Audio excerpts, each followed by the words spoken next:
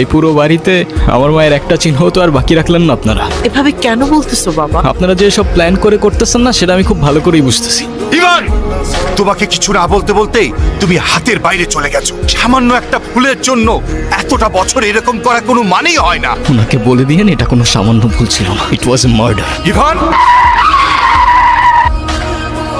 Sorry. এখনই তো accident হয়ে যেত, তারপর দোষটা হইতো আমার। নাম কি? নূপুর। ফাঁকা রাস্তা, একা একটা মেয়ে মানুষ, তার উপরে আবার বিয়ের সাজে, রিস্ক তো আছে বস। আপনি মনে হয় একটু বেশি কথা বলেন না? যাব বাবা, আমি আবার কি এমন বললাম? আপনি সত্যি আমার অনেক বড় উপকার করলেন। আমার একটা ফ্রেন্ড আসবে, আপনি তাহলে যান। হ্যাঁ, ওকে।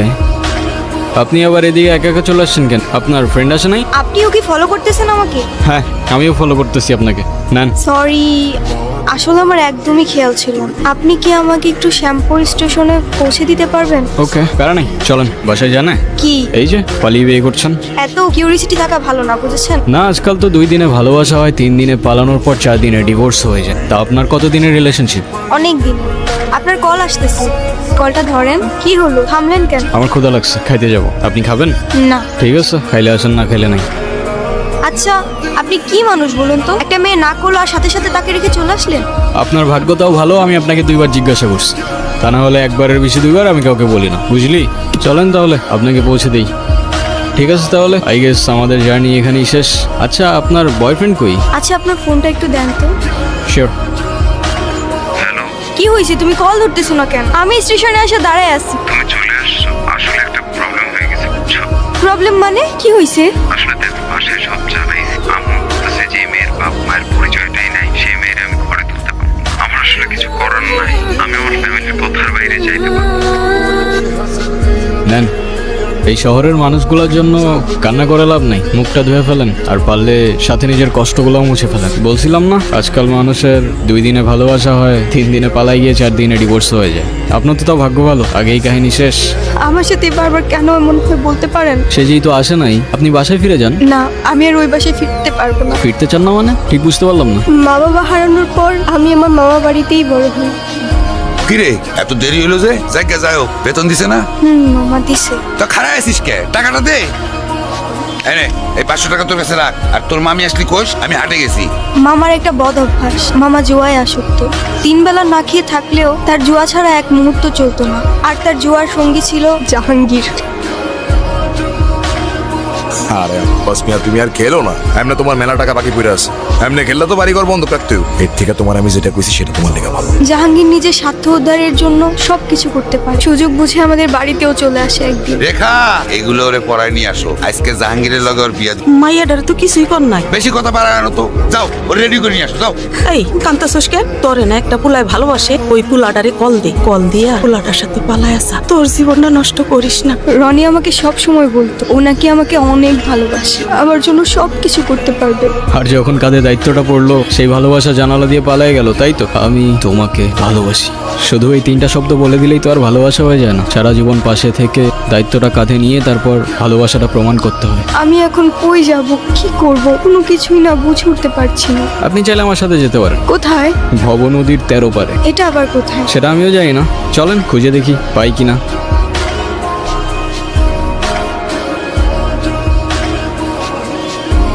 কি হলো? ফিউয়েল শেষ। এখন উপায়? আরে সেটা তো আমিও বুঝতেছি না। এ বাস বাইরো। এই কিরা? নিজের ভাগ্নিরে ভাগাই দিয়া তুই আমারে কইতেছস পাইছো? শালা টাকা দে, তুই আমার টাকা দে। এইসব কি কইতেছো জাহাঙ্গীর তুমি? এত টাকা আমি কই পাবো? তুই টাকা দিবি, আনালে তোর ভাগ্নিরে তুই আনবি। ওর সাথে বিয়ে হওয়ার আগ পর্যন্ত এই শিরনে আমি খুব। মোস্তফা কে? আমার বাবা। মা আর আমি অনেকদিন বায়না করার পর অবশেষে একদিন বাবা আমাদের ঘুরতে নিয়ে যায়। মা মা আইসক্রিম খাবো। আইসক্রিম? দাঁড়াও, আমি যাবো আর আসবো।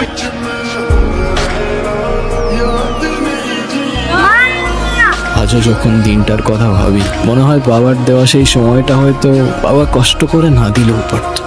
মা যাওয়ার পর থেকে বাবা আর আমার দূরত্বটাও বাড়তে থাকে, আর শুরুটা হয় বাবার সেকেন্ড বিয়েটা দিয়ে, যেটা আমি কোনোদিনই অ্যাকসেপ্ট করতে পারি না।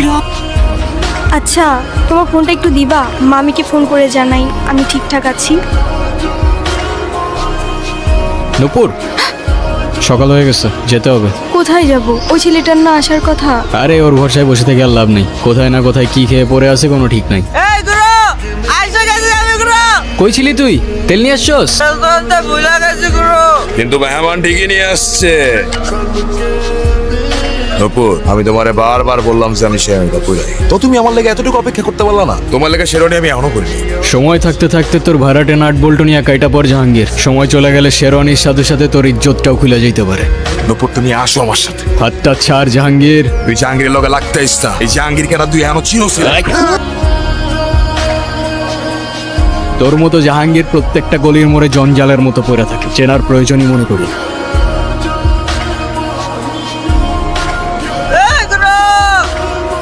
এই, ছুরিটা নামা। বাবা কোথায়? তোর এই অবস্থা কে করেছে আমাকে বল। আমি কারোর জন্যই কখনো কিছু করতে পারিনি। তুমি কান্না করো না বাবা, আমি আসি তো। নুপুর কোথায়? তুমি নূপুরকে কিভাবে চেনো? আরে ওই তো, তুই কোথায় আছিস, কি করছিস, আমাকে সব খবর দিল।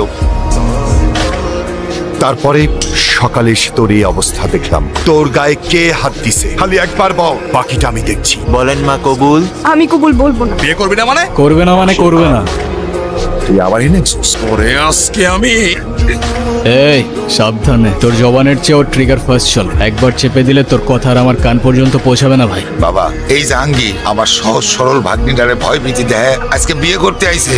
আমারে বাঁচাও বাবা। এ বাসাই, তুই আমার লোকে পড়ে নিতেছস? তোর ভাগ্নির সাথে বিয়ে দেওয়ার কথা বলে তুই আমার কাছ থেকে 1.5 লাখ টাকা নিছস। তুই এখন তোর ভাগ্নির লোকে আমার বিয়ে দিবি আর নালে টাকা দিবি? একটা মানুষ এতটা স্বার্থপর হয় কি হল? আপনার নিজের মেয়ে হলে এটা করতে পারতেন। বাবা, আমার ভুল হয়ে গেছে, বড় ভুল হয়ে গেছে, আমার মাফ করে দাও বাবা। যার উপর জুলুম করছেন তার কাছে মাফ চান। আমারে মাফ করে দে মা। শোনেন আব্বাস মিয়া, আপনার মেয়ে এখন থেকে আমার মেয়ে হয়েই থাকবে। যেদিন আপনি আপনার স্বভাব চরিত্র পরিবর্তন করতে পারবেন, সেদিন এসে মেয়েটাকে দেখে যাবেন। আমার বাড়ির দরজা আপনার জন্য খোলা থাকবে। আই মা।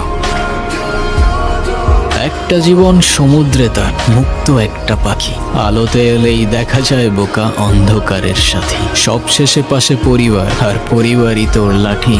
ছোট্ট খোকার আকাশ জুড়ে সবুজ প্রজাপতি।